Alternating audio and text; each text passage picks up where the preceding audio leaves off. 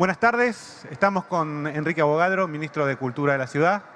En el stand de Leamos Infobae vamos a charlar un poco sobre este gran evento que nos une a los argentinos después de 2 años. Un evento que empezó con cierta polémica y con muchas definiciones sobre qué es la Feria del Libro, ¿no? Si es un mercado, si es un evento cultural, como que cada uno puso su granito de arena en este fenómeno. ¿Qué es la Feria del Libro para Enrique Avogadro? Bueno, para mí en lo personal la Feria del Libro es una gran fiesta de la cultura de la ciudad de Buenos Aires, sin ninguna duda. Y una fiesta además, digo lo personal porque estos pasillos de la feria, estos y los anteriores, porque en realidad, como soy bastante grande, recuerdo el centro de exposiciones, el viejo centro de exposiciones, son pasillos que recorría de chiquito, con mi papá, mi mamá. Y es una fiesta porque además lo que permite es lo que está pasando. Hoy es lunes, no es el día más convocante de la semana. Y la feria está repleta de gente en todos los pasillos, muchos jóvenes. Es además un punto de encuentro de las personas con los libros, con los editores, con los autores. Y creo que en realidad el problema es intentar definirla por uno de los verticales. Por supuesto que es también un mercado. Se vende mucho en la Feria del Libro. Y por suerte se vende mucho.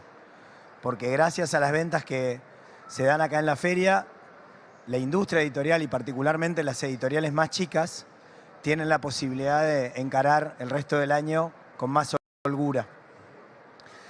Pero las ferias, y no solamente la Feria del Libro, yo tuve la oportunidad de visitar muchas ferias en el resto del país, son puntos de encuentro para quienes aman los libros, pero también para quienes no tienen un trato habitual con los libros. Entonces, creo que justamente la palabra que para mí mejor la define es esta idea de fiesta.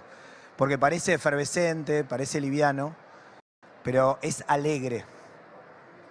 Y yo lo que veo en estos pasillos es una enorme alegría. Así que estoy feliz de estar acá, estoy casi todos los días. Somos vecinos. Somos vecinos, es verdad. Tenemos un stand muy bonito a espaldas del de ustedes. Y también lo que nos pasa es que tenemos una renovación constante de contenidos.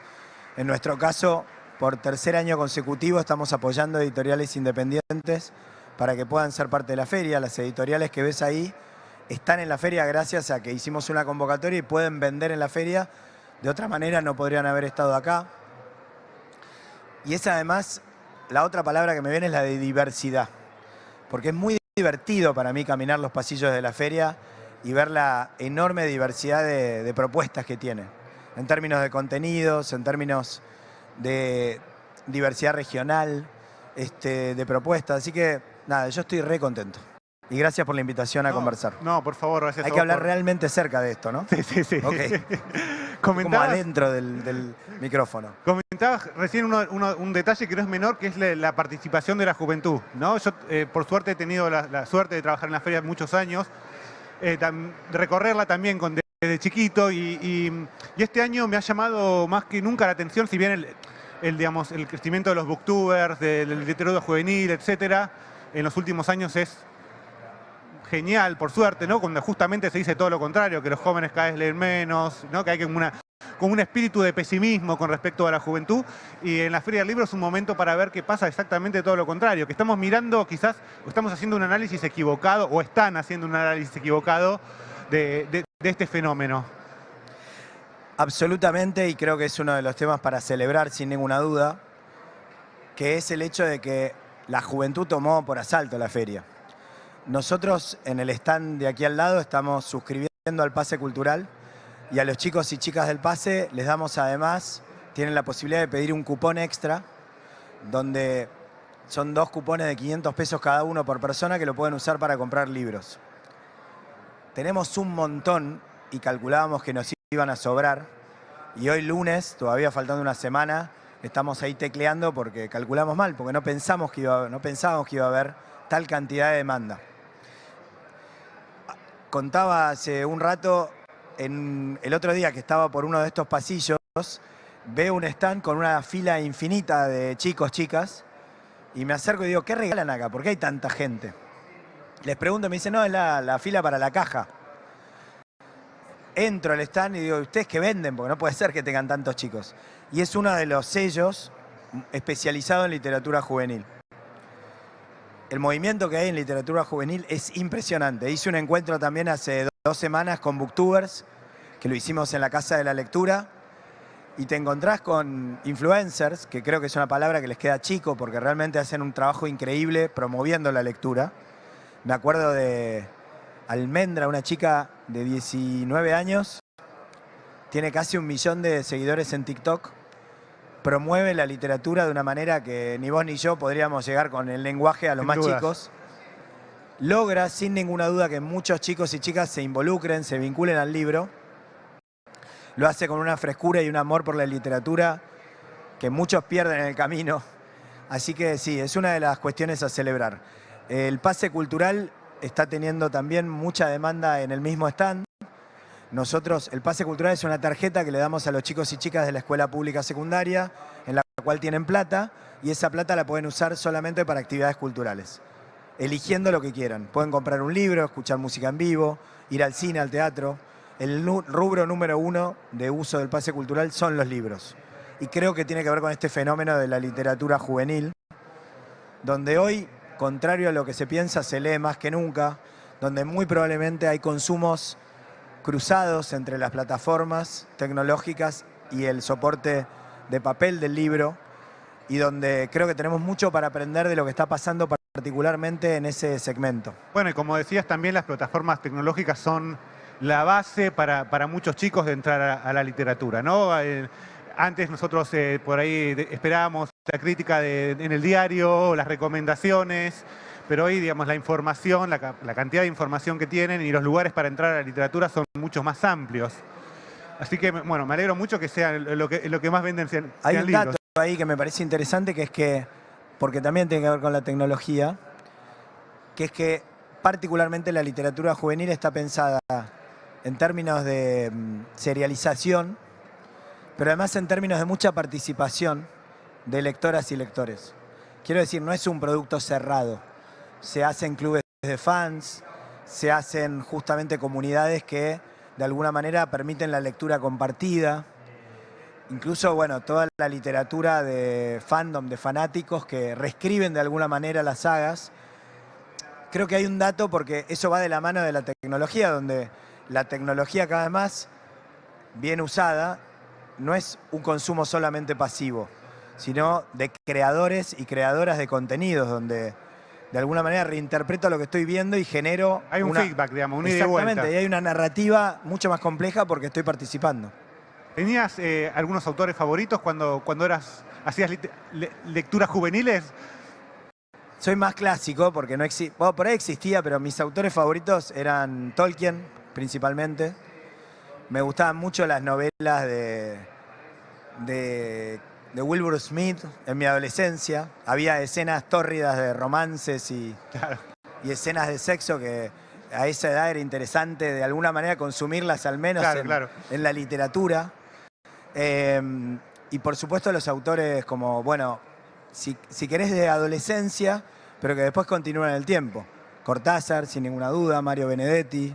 Yo fui muy clásico en mis lecturas, como muy adolescente, muy intenso, como cualquier adolescente, pero estoy re agradecido a esas lecturas, porque me abrieron un mundo que se iba haciendo cada vez más ancho, cada vez más amplio, y después, mucho antes, la historieta, el cómic, cuando era chico.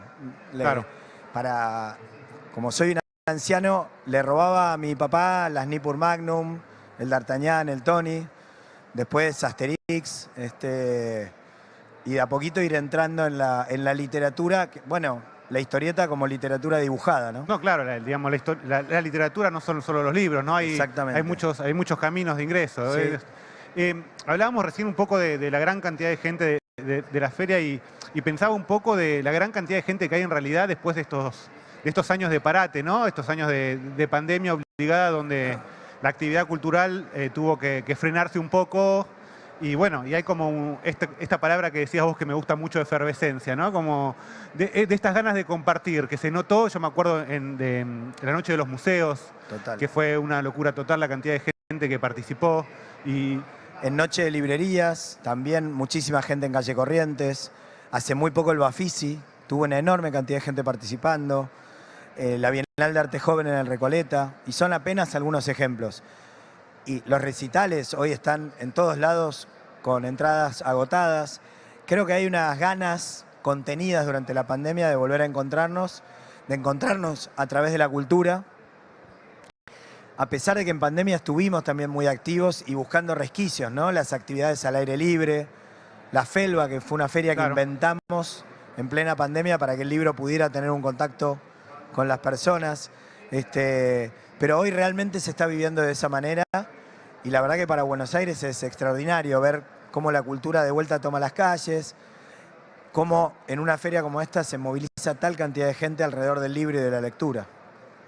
¿Crees que esto va a seguir así? ¿Vamos a seguir con esta efervescencia? Yo creo que sí, que es parte de lo que nos llevamos en la piel, ¿no? O sea, la distancia que nos impuso la pandemia, de alguna manera inconsciente la vamos a tener marcada y de alguna manera también las ganas de volver a encontrarnos. Creo además que hay aprendizajes en el camino, en la forma de vincularnos, y creo que hay también una oportunidad del propio sector, en este caso, para plantear otro tipo de vínculos. Salimos menos formales también de la pandemia, con más capacidad para improvisar. No voy a idealizar tampoco toda la pandemia, pero creo que hay aprendizajes que hemos hecho. La charla anterior, ustedes hablaban de innovación. Me parece que hay muchas oportunidades para innovar y que el sector cultural, porque moviliza emociones, tiene que ser sin ninguna duda punta de lanza en eso. Es que las crisis justamente son eso, ¿no? Digamos, uno ya conoce todo el aspecto negativo, lo atraviesa, lo vive, lo sufre, pero al mismo tiempo es esa oportunidad de innovar, de buscar nuevas alternativas, de cambiar un poco también a veces el chip, la cabeza de cómo uno estaba tomando ciertos temas y buscarle. ¿Crees que dentro de todo lo que fue la pandemia, digamos, hay cuestiones positivas que dejaron para la cultura, digamos, para poder cómo pensar la cultura a partir de sus políticas? Yo creo que quedaron varias cosas positivas. Por un lado, el buen uso de la tecnología. La masificación de la tecnología fue democratizadora, en el sentido de que de golpe una abuela podía conectarse con un nieto a través de Zoom o WhatsApp, una herramienta que existía pero que nadie utilizaba. Y eso queda como aprendizaje. La posibilidad de tomar cursos a distancia, la posibilidad de buscar contenidos y elegir qué contenidos buscar, la posibilidad de generar contenidos de formato híbrido. El Bafisi, el Festival de Cine, por segundo año consecutivo, lo pudimos dar por completo a través de Vivamos Cultura. Desde cada rincón del país se podía seguir de manera gratuita las mismas películas que estábamos viendo en las salas de cine en la ciudad. Un segundo factor me parece que es... Bueno, la famosa democratización, ¿no? Que finalmente, digamos, tuvo que venir la pandemia para que de alguna manera se genere también. Totalmente. Un segundo factor fue la posibilidad de abordar el espacio público de manera desprejuiciada. No solamente los restaurantes tomaron calles, tomaron veredas, también la cultura. Nosotros desarrollamos una gran cantidad de actividades en el espacio público, en Abasto, por ejemplo, en Abasto con los espacios culturales independientes, generamos muchísimas actividades al aire libre que continúan más allá de la pandemia. O descubrimos espacios que teníamos y que no estábamos aprovechando al máximo, ¿no? Y creo que después algo de la improvisación en el buen sentido, en el sentido de nadie esperaba una pandemia y vino una pandemia. De alguna manera estamos preparados para, ya, creo, la resiliencia suficiente para que aparezcan otras cuestiones medio inesperadas y ver cómo nos plantamos. Creo que esa resiliencia se ejercita, no fue fácil para nada y desde ya que hubo mucho que lamentar, no solo en términos de pérdidas de vidas, sino del golpe que significó, en particular para el sector cultural, la pandemia. Pero sale, creo, un sector cultural más resiliente. Así que en esas tres cosas, que es la tecnología, el espacio público y la resiliencia, hay una clave, de alguna manera, de lo que podemos aprender. Una clave que hable de nuevos espacios al futuro, digamos, me refiero a, digamos, la ciudad de Buenos Aires tiene una cantidad de oferta enorme. ¿no? Que va desde el tango hasta el cine, bueno, todos los festivales que vos comentaron. ¿Hay algún espacio que crees que todavía te falta por abordar dentro de la cultura en la ciudad? ¿O que se podría abordar con mayor intensidad, quizás? Más que falte, creo que hay que prestarle mucha atención a la cultura urbana, porque está en pleno desarrollo, y entonces es difícil cristalizarla en algo puntual. Si uno piensa en el fenómeno del quinto escalón, por ejemplo, que está en el germen, en el origen de gran parte del desarrollo de la cultura urbana como la conocemos hoy, con el boom que está viviendo, desde la música, desde el hip hop y la improvisación, el rap, incluso el gaming, los videojuegos. Mucho de eso aparece en el Parque Rivadavia hace unos 10 años más o menos, de manera absolutamente autogestiva. Entonces, es un fenómeno muy reciente que está tomando por asalto al mundo entero. Y creo que tiene, y ahí meto el tema de los booktubers también, porque creo que hay algo de cómo abordan los jóvenes la cultura que tiene que hacernos pensar en términos de cómo acompañamos, cómo apoyamos, sin ahogarlos, sin... Acá está como título pensar la cultura desde el Estado. El Estado como alguien que facilita, que promueve, que genera oportunidades, pero no necesariamente como el único productor de cultura.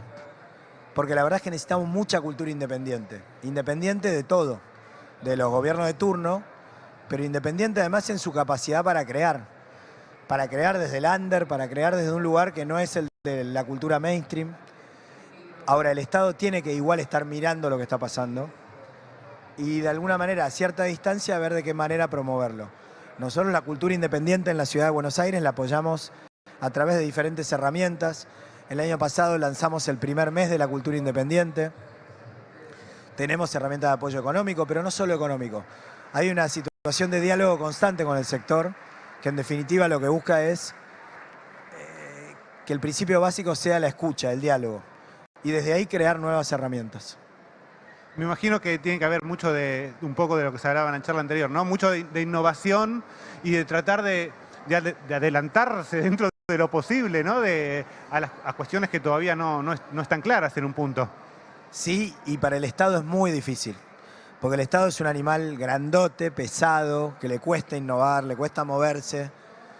Y si vos vas solamente al ritmo del Estado, muchos de los fenómenos que veíamos en la charla anterior no se pueden dar, digamos.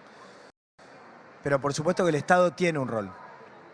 Y es el que yo decía, que es estar atento a lo que está pasando en el semillero, permitir que aparezcan muchas oportunidades, tratar de que esas oportunidades sean realmente amplias, amplias en todo sentido. En nuestro caso, geográficamente amplias, que toda la ciudad tenga las mismas oportunidades de acceso a la cultura, pensando que la cultura es mucho más que entretenimiento, es una herramienta para el desarrollo individual y colectivo de las personas. Y que no da lo mismo tener o no tener acceso a la cultura. Como yo a los 5, 6, 7 años estaba en estos pasillos y veía los libros con locura, en una casa como la que yo tuve por suerte, donde la decoración principal eran los libros, y se leía el diario, como la que tienen en mi casa mis hijas, no es exactamente la misma realidad la de todo el mundo. Entonces, el desafío es cómo ampliamos el acceso a la cultura, entendiendo que la cultura es una herramienta que da libertad, principalmente. Y desde esa libertad es una herramienta de construcción democrática fenomenal. El pase cultural es una respuesta. Todas las escuelas públicas de la ciudad tienen el pase cultural. Pero también en términos espaciales. El año pasado abrimos el Cine Teatro El Plata, en Mataderos. Es el primer teatro que hay en el barrio. Recuperamos un teatro que tenía como 50, 60 años de estar cerrado. Una movilización importante de vecinos para lograrlo. Hoy el Cine Teatro El Plata está lleno, agota todas las funciones. Viene no solamente gente de Mataderos, sino del otro lado de la General Paz, de La Matanza y el resto de los distritos. Y yo pienso, ¿qué pasa con esas familias, con esas personas que de golpe cerca de su casa tienen la posibilidad de ir al teatro? De estar orgullosos de tener un espacio cultural público, de empezar a vincularse con otros materiales culturales. Me parece que ese es el gran desafío y es ahí donde tenemos que innovar un Estado que sea ágil, pero presente. Presente, pero ágil. Y es una combinación que no es tan sencilla. Entonces, creo que ahí está la clave de cómo tenemos que trabajar. Es como caminar sinuosamente entre la cuestión de generar un espectáculo, ¿no? De generar algo que llame a la atención, pero al mismo tiempo que aúne, ¿no? Que genere cierta identidad, esto que contabas de Mataderos, porque me imagino que debe haber una cuestión identitaria de la gente con este espacio tan particular, ¿no? Me parece que la cultura, quizás en estos momentos de crisis también, tienen un poco ese rol, no sé si estás de acuerdo. La cultura tiene un rol que es contracíclico, florece en muchos casos en situaciones de crisis. Si uno piensa en la crisis del 2001, hubo una explosión de creación cultural después del 2001. Por supuesto que no estoy diciendo que las crisis sean positivas, porque muchísima gente la pasa muy mal. Pero cuando uno lo piensa incluso en términos personales, el momento en el que te vinculás con la cultura muchas veces es una situación de crisis, no solo económica. ¿Cuántas personas han tomado un taller de literatura, de guitarra, se han vinculado con sí mismos a través de la cultura en medio de una crisis amorosa? Porque la cultura habla de nosotros mismos, es una especie de espejo. Ahora, cuando vos la pensás colectivamente, esa construcción de identidad es también oportunidad de orgullo para una ciudad o un país. No desde un lugar del chauvinismo, de nosotros somos mejores que el resto. Sí. Pero sí desde un lugar de nosotros somos esto y orgullosamente somos esto. Y orgullosamente tenemos esto para ofrecerle al resto del mundo. Y a la vez, con esa misma curiosidad y esas mismas ganas,